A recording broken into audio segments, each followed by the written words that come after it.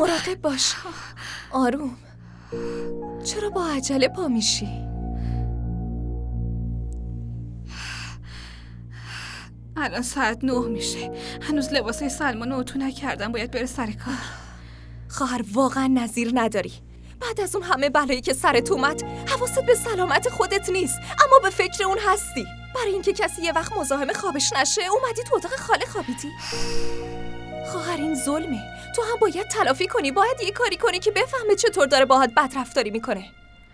تو هم تلافی کردی. تو هم نشون دادی چطور رفتار میکنه. بعدش چی شد؟